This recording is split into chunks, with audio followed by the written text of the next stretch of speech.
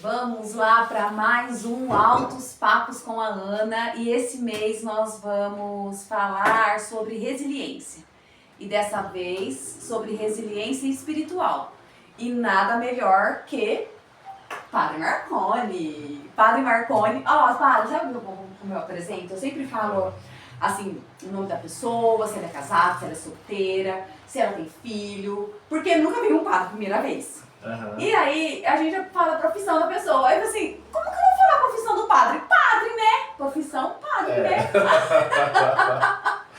Eu já tive dificuldade de preencher esses relatórios. Profissão. Normalmente nós nos identificamos como religiosos.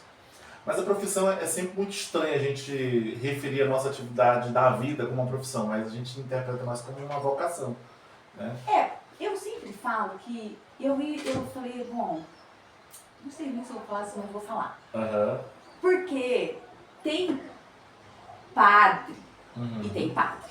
Certo. Eu vejo muito isso. Uhum. A gente que é leigo, a gente é leigo, né? Uhum. A gente enxerga muito isso. Que tem padre que é profissão e tem padre que é vocação. O senhor é vocação, eu vejo vocação. Amém.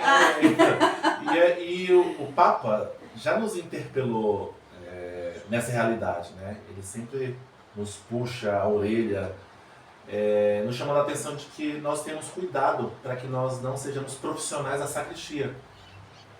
Por isso que na regra da igreja, existem algumas regras que nos orientam internamente, e uma dessas regras nos impõe alguns limites de números de missa, por exemplo. A gente não pode rezar tanto número de missa que a gente quiser, justamente para nos proteger, para que nenhuma missa ela não seja rezada com nada de devoção. Ela precisa ser rezada com uma intenção reta, consciente e livre. Porque assim, não é mais uma missa, é a missa, né? A missa. É assim, eu, Ana, vejo assim. É a missa, não tem, eu vou em mais uma missa, eu vou na missa, porque só é aquela missa. É isso mesmo, né? Isso mesmo. Porque, tipo, não dá pra ser, tipo, a missa de hoje com a missa de amanhã, não, é a missa, é hoje. Exatamente. E para que a missa aconteça, claro, existe aquilo que é independente do meu caráter. A missa não é menos missa se eu sou mais ou menos inteligente. Ela não se condiciona à minha qualidade de inteligência, de preparo, etc. Tal. Mas, para que uma missa aconteça, eu também preciso apresentar a minha intenção de rezá-la bem. Então aí também já está agregado mais um elemento para que a missa ela seja realizada na O sua senhor também natureza. faz intenção na missa? Eu tenho a intenção de rezar o Santo Sacrifício. Porque Ok.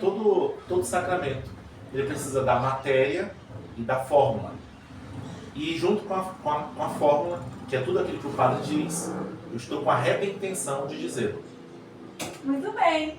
Vamos pro nosso papo, Mas né? vamos, alegria, obrigado. Gente, Deus abençoe, obrigado aí pela oportunidade de estar conversando com você aqui e de registrar essa conversa e que essa conversa seja matéria de transformação na vida de muita gente. Ô padre, eu que agradeço, assim, por senhor nos apoiar nesse projeto e por senhor confiar, né?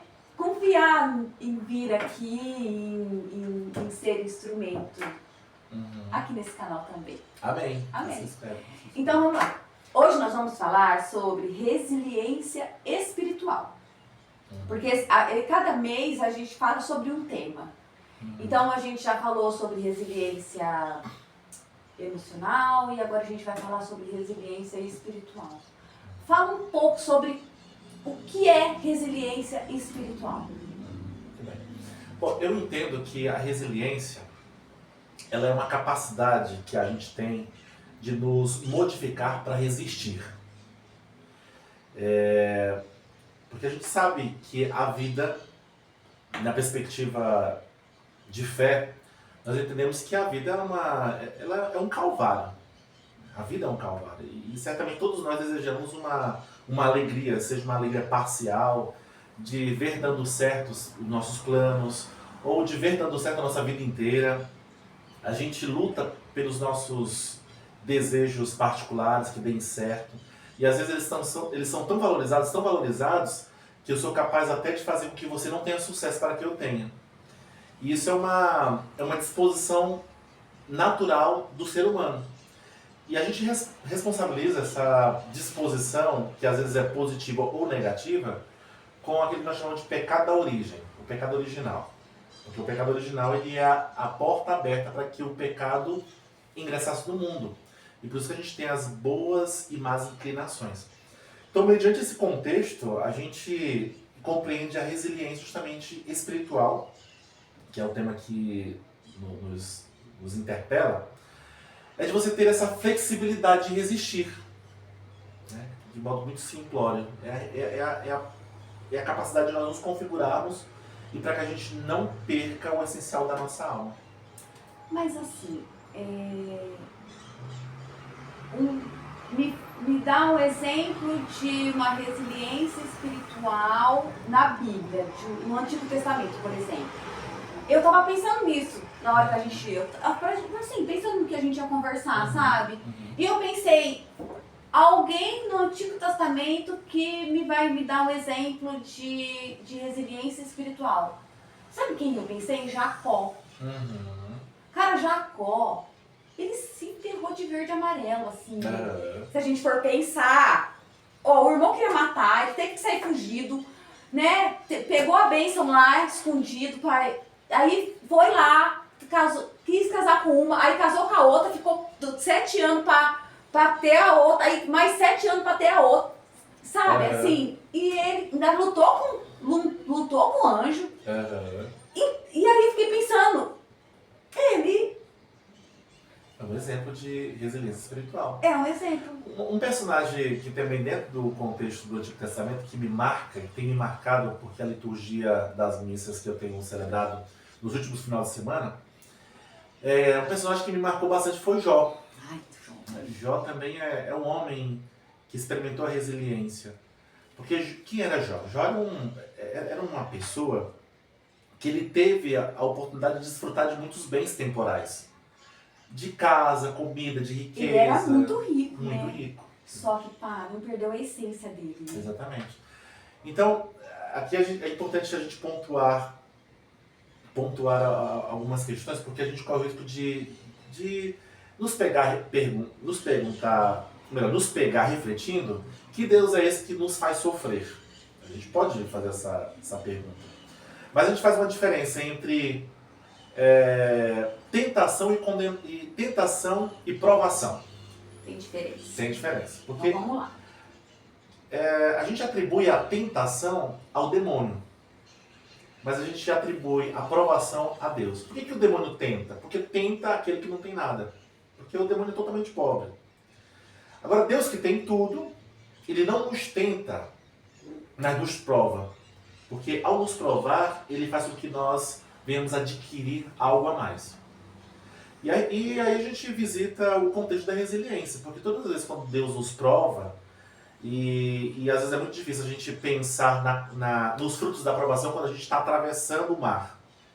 Né? Quando a gente está no processo do plantio. Mas é muito mais confortável a gente olhar para trás uma vez que a gente conseguiu plantar e quando a gente está no processo da colheita. Eu estava pensando nisso, porque assim, tudo que eu já passei, por exemplo. Hoje, eu tive resiliência. Só que lá, eu brigava com Deus. É normal, será? Isso. É um processo muito natural. E Deus sabe disso. É um processo muito natural. Porque essas nossas inclinações e disposições faz com que também nós tenhamos este contexto de briga. Mas às vezes a gente se pega perguntando, meu Deus, será que Deus se chateou comigo pelo fato de ter brigado com ele? Bom, Deus é alguém muito inteligente para compreender todas as nossas limitações. Deus sabe que quando a gente se dispõe a brigar com ele, é porque a gente está... É por causa que eu falei assim, eu não aguento mais isso! Eu prefiro morrer do que continuar vivendo assim! Assim, foi nesse o negócio. Entendi. Mas isso aí é muito natural, porque nós somos seres com limites. Então quando você falou isso, certamente foi porque você se deparou com um limite muito particular seu. E isso é do jogo. É do jogo. É por isso que a gente Tem o nosso pai fundador, São Vicente de Palotti, ele vai dizer o seguinte, que nós temos fome e sede de Deus. Quem é Deus? Na filosofia, nós vamos ter a oportunidade de fazer uma classificação de realidades. Existe aquilo que nós chamamos, no contexto espiritual também, ordinário e extraordinário. Aquilo que é terreno e aquilo que não é terreno. Aquilo que é transcendental. Ordinário é terreno. É o terreno, é do dia a dia, aquilo que eu posso acessar. E agora o extraordinário é aquilo que é transcendente, aquilo que está fora daquilo que eu posso tocar, aquilo que escapa das minhas mãos. Então a todo momento a gente visita os nossos limites. Quando você deu esse grito, meu Deus do céu, eu não aguento mais. E o que te resta quando você se depara com os seus limites? Para quem tem fé, reza a Deus. Tipo assim, eu não sou nada, eu sou uma miséria e eu só dependo dele. Foi nesse pé que eu cheguei, nesse momento aí, eu falei assim, vai miséria, eu não aguento mais, entendeu? Eu não sei mais o que fazer. Eu falei assim, não dá, eu não tô dando conta sozinha. Foi nesse pé, entendeu? Eu já tive a oportunidade de partilhar algumas vezes nas missas, ontem mesmo eu partilhei isso. Eu falei para as pessoas no primeiro dia que eu pisei aqui nessa paróquia, eu disse, gente, vocês vão enjoar eu falar tanto do Peru, o país onde eu trabalhei antes de vir para cá. E lá eu experimentei situações que constantemente eu visitei os meus limites. Eu fui para um lugar que as pessoas não estavam presentes na igreja. As pessoas estavam totalmente distantes da igreja, distante de mim. As pessoas eram totalmente indiferentes à nossa presença lá. E quando eu pisei lá, a primeira coisa que eu pensei, olha, eu vou fazer um bom trabalho aqui. Como toda pessoa otimista. Mas quando eu pensei isso, eu pensei a partir do meu potencial. Porque eu me reconheço como uma pessoa de vários talentos. Uhum. E por um momento eu pensei assim, que o talento que eu estou trazendo para aquele lugar, que eu levei para aquele lugar, seria suficiente para dar conta de tudo aquilo que precisaria ser construído. E não deu conta. Eu me frustrei. Eu pensei que a minha inteligência iria arrebanhar muitas almas ali, mas não arrebanhou. Eu pensei por um momento que o meu tocar de violão, o meu cantar, poderia encantar as pessoas e trazer muitos jovens para a igreja. E não trouxe. Não trouxe.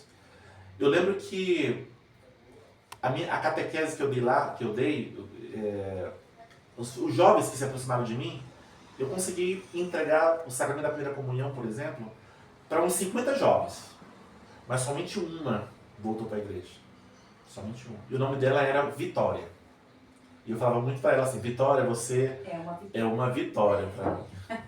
Claro para ela. Mas se o senhor conseguiu levar uma, padre, tá ótimo. Exato. Mas no momento eu não compreendia assim. Mas porque na hora, eu penso, na hora que a gente está passando, a gente não consegue compreender. Exato, porque a gente atribui muitas vezes o sucesso ao número e não à qualidade. A gente cai muito nisso. Então, ao olhar aquele contexto e ver que eu era fraco, que eu era impotente, e Paulo nos diz nas suas cartas, falou no dia de ontem, quando eu reconheço que eu sou fraco, é aí que eu sou forte. Quando a gente reconhece que nós somos fracos em Deus, não é uma leitura de fraqueza solta, do nada. Eu explico isso nos meus status, nos meus stories aqui, sobre isso, sabe? Porque assim, a gente é nada perante Deus. Eu dependo completamente dele. Mas a gente também não pode se menosprezar, a gente não pode se colocar para baixo, a gente tem que fazer, é claro que a gente, cara, tem que fazer os nossos possíveis para Deus fazer o impossível. Exato, mas é isso mesmo. Então conclui. Quando a gente fala de resiliência espiritual, tudo isso que a gente está partilhando faz parte desse contexto. Só que eu sou um padre da Igreja Católica, então quando você me convida a refletir sobre resiliência espiritual, naturalmente eu estou falando na perspectiva de fé católica. Porque muitas pessoas utilizam da fé para espiritualizar-se, para se sentir bem, que é um grande perigo também. Isso é bom o senhor falar, tá? É um grande perigo. Tá uma confusão aí já, né? Já tá uma confusão, padre. Exato, porque eu já tive a oportunidade de partilhar com algumas pessoas assim. Às vezes eu me sinto muito cobrado por ser uma novidade na cidade, eu creio que na altura do campeonato isso já diluiu muito. Mas a primeira vez que eu pisei aqui, naturalmente desperta muitas expectativas. Esse padre vai nos trazer uma novidade, esse padre vai nos fazer experimentar algo que eu não experimentei nos anos atrás, esse padre vai ser uma oportunidade de eu deslanchar agora no meu contexto de fé. Então, muitas expectativas que vão suscitando, que é muito natural. Mas quando demora demais essa postura, como que não chega a ser isso, mas só exagerando a situação, de você ir para a igreja, de sentar naquele banco e me responsabilizar como sacerdote, de te fazer sair daquele espaço religioso melhor do que você entrou. Claro que Deus pode fazer isso. Deus pode fazer isso. Mas esse poder não está atribuído a uma responsabilidade diretamente a mim. Você, a sua homem, assim. Exatamente. Como humanidade, o senhor está dizendo. Exatamente. Mas o senhor é instrumento de Deus nas nossas vidas. Exatamente, exatamente. Mas o que eu chamo a atenção é de fazer com que as pessoas entendam que a missa, ela não está comprometida com o fim último de fazer com que você saia dali se sentindo bem. Porque qual é o risco, sim, de você ir para a missa? Mas a gente vai para a missa para a gente se sentir bem? Não, mas não é... Não, eu não estou confusa? Uhum. Porque assim, se eu saio da missa, melhor do que eu entrei. Uhum. Eu amo. Perfeito. Exatamente. Mas não depende do padre, não depende do padre Marconi. Uhum. Depende de qualquer um que está lá celebrando. Não é? É isso daí? Não, é isso que eu quis dizer? Não, é tipo assim, você ir à missa e sair de lá se sentindo bem, maravilhoso. Glória a Deus por isso. Mas não condicionar a qualidade da missa pelo simples fato de você ter ido e você saiu e não se sentiu bem. Isso não faz com que a missa perca o seu valor e perca, né, a sua natureza. Porque, na verdade, é fazer com que as pessoas compreendam, nesse tempo que a gente está em busca de uma resiliência, né, nós estamos em busca de fazer com que se dilua um pouco mais essa dor que eu estou carregando há muito tempo, que a palavra de Deus ela seja um instrumental que faça com que eu compreenda melhor a perca do meu filho, que eu compreenda melhor, aceite melhor a perca da minha mãe, do meu pai, das coisas que não tive sucesso. Mas o fim último da missa não é esse. O fim último de uma missa é fazer com que Deus seja apresentado. Eu falo que a minha missão é conhecer Deus e amar Deus cada dia mais. E passar esse conhecimento e esse amor, né, que passe por mim para eu passar isso para as pessoas. Então é isso a missa. A missa é exatamente isso. A missa é uma revelação de Deus. Ela é a continuidade da revelação de Deus no Calvário. Então, quando você vai à missa e você conhece Deus, quem é Deus? Marcos vai dizer que Deus é o Filho do Homem, é o Messias esperado. Mateus vai dizer que Jesus é o Messias, que os judeus ainda estão aguardando. É compreender que Deus é o que é, mesmo que eu não o sinta. Então, de que maneira eu vou experimentar a resiliência espiritual nessa revelação? Por mais que eu sofra, por mais que doa, por mais que eu tenha perdido quem eu perdi, eu continuo acreditando que Deus é Deus. Deus é Deus. Independente, Padre, da que a gente vai passando. Aí a gente vai entrar numa outra esfera, que é realmente compreender quem verdadeiramente Deus é. Porque se nós formos visitar as Escrituras, em Mateus 16, em que Jesus está questionando aos seus, quem as pessoas têm dito que é o Filho do Homem? Eles vão dizer, olha, estão dizendo que é Elias, que é João Batista, ou alguns dos profetas. Observe que as respostas que eles deram foram respostas bem intencionadas. Foram respostas simpáticas. Mas é fato que não é verdade. Não é verdade. Ele é o Filho de Deus. Ele é o Filho de Deus. Então a gente também tem, no meio das nossas, né, do nosso rebanho, de todo o povo que habita esta terra, nós também carregamos o conceito muitas vezes bem intencionados, mas não são conceitos reais de quem verdadeiramente quem Deus é. Né? É por isso que existem várias filosofias aí, né, que nos espiritualizam, mas a gente também se posiciona que não são vertentes que verdadeiramente revelam quem Deus é. Mas ele é mistério. Mas ele é mistério, exatamente. Então, se ele é mistério, tá. Mas e quando eu digo isso, eu não estou dizendo que nós estamos, que nós temos a responsabilidade de revelar o total de Deus. Porque o que a gente sabe a respeito de Deus é o que Deus achou que nós deveríamos conhecer. Tanto eu, que sou leiga, e tanto o senhor comentário também. Exatamente. Mesma coisa? Exatamente. Ele só revelou para o senhor o que ele quis revelar. E para mim, só o que ele quis revelar.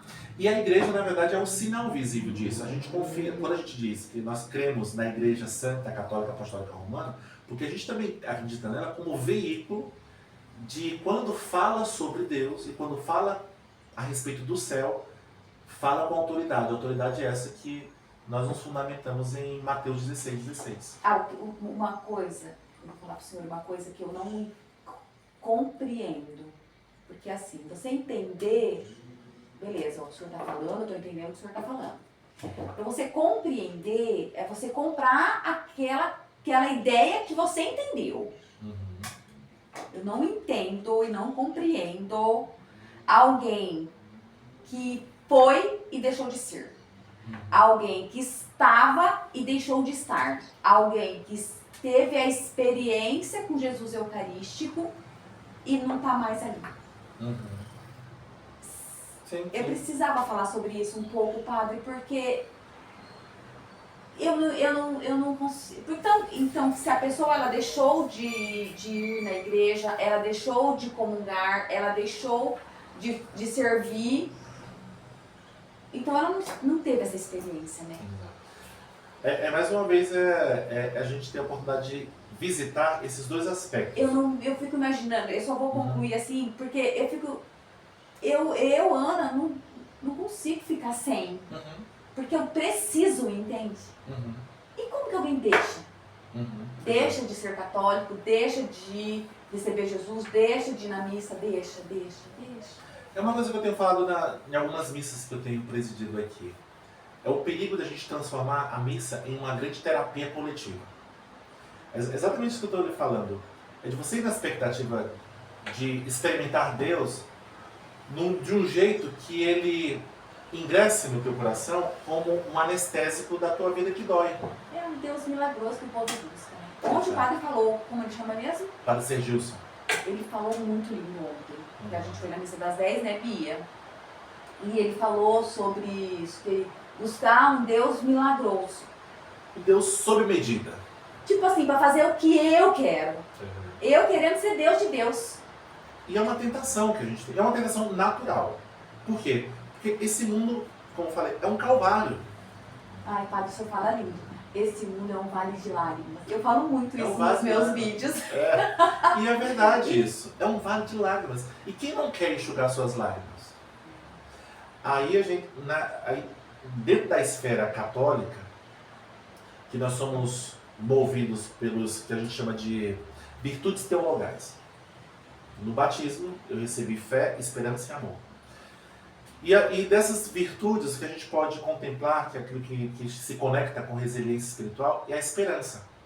Porque a esperança é esperar. E convenhamos, esperar é um saco. Quem já teve a oportunidade de ter que ficar numa fila horas, até esperar você ser atendido no caixa? Sabe? É um tormento esperar. É um tormento. Então esperar é um exercício necessário para que algumas virtudes cresçam, se desenvolvam em nós. O que a gente está esperando dentro da esfera religiosa? A gente está esperando que Deus venha e acabe com esse vale de lágrimas. Que acabe com esse vale de lágrimas. E a gente está confiando que o céu vai ser maravilhoso. que no céu não vai ter fome, não vai ter sede, não vai ter injustiça, não vai ter briga, não vai ter enfermidade, porque todos esses elementos, eles são elementos que compõem essa vida que a gente está vivendo. O vale de lágrimas. O vale de lágrimas. Então a gente resiste. A gente é capaz de, em nome desse céu que nos foi prometido, de resistir, de ter essa resiliência espiritual, em nome de um futuro feliz, a gente é capaz de morrer se preciso for. Eu falo que a misericórdia, né, o movimento que é o que a gente está, né, o movimento de misericórdia ensina muito essa resiliência. Eu falo que Jesus misericordioso, no diário, ele ensinou muito Santa Faustina a ser resiliente. Porque ela sofreu muito. E ele ensinou ela e ela nos ensinou que o sofrimento, quando a gente oferece esse sofrimento junto com Jesus na cruz, ele fica mais leve. E realmente, padre, eu já vivi essa experiência de tudo, hoje tudo eu entrego. Padre, se eu tropeço e eu machuco o meu dedão do pé, em vez de eu blasfemar, em vez de eu reclamar, em vez de eu xingar, eu ofereço para Jesus, porque eu posso salvar almas com essa dor. Entende? Perfeito. Isso é resiliência. Eu já tive a oportunidade de indagar um público que eu estava conversando e dizer assim, qual que é a maior dor do mundo? Você saberia dizer? Pense a maior dor do mundo.